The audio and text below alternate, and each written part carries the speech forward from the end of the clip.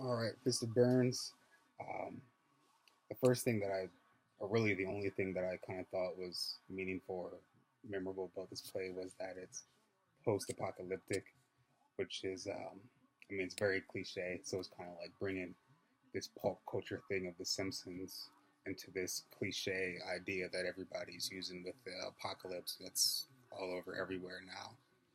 Um, the three prominent themes that I noticed in the play.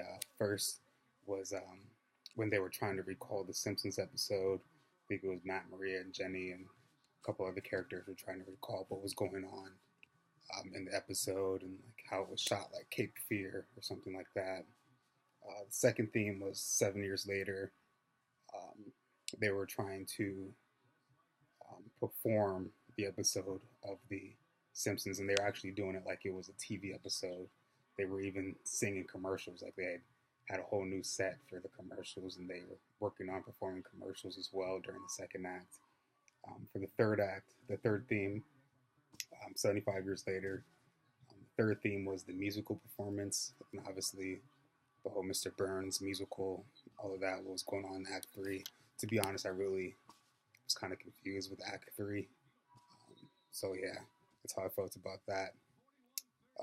For question 3, um, the types of or characteristics of theater that I noticed within the play was meta theater, which is obviously prevalent in Act 2 and Act 3, sort of the play within the play. Um, and then also there was devised theater in the second act when the group of minds came together to devise this episode. That was devised theater. And then Act 3 was characteristic of verbatim theater, which is kind of shown with the whole. I guess they were kind of singing the episode word for word what was happening. They were singing it, so that makes it verbatim theater. Um,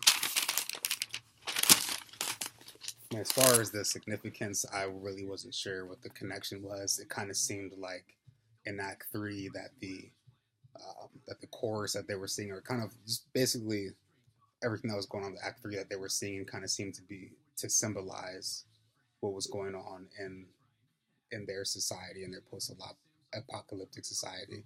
So the singing sort of symbolized their society.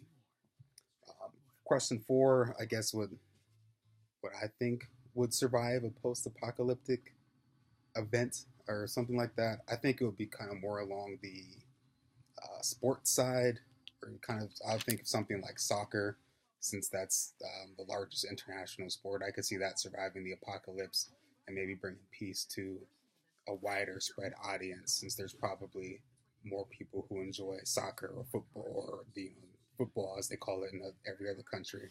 Probably more people who enjoy that than The Simpsons. I know myself, I'm not really a big Simpsons fan.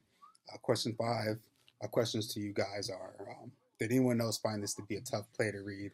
Personally, this was my least favorite read so far this semester. I'm not a big Simpsons person at all. And then also, my second question is: what kind of happened with the audience in Act 3? If I'm getting this right, I guess the whole audience was supposed to turn into Simpsons characters. I'm not sure if that's right or not, but so I just wanted somebody to like confirm that with me. I thought that was kind of a confusing part of the play. Thank you.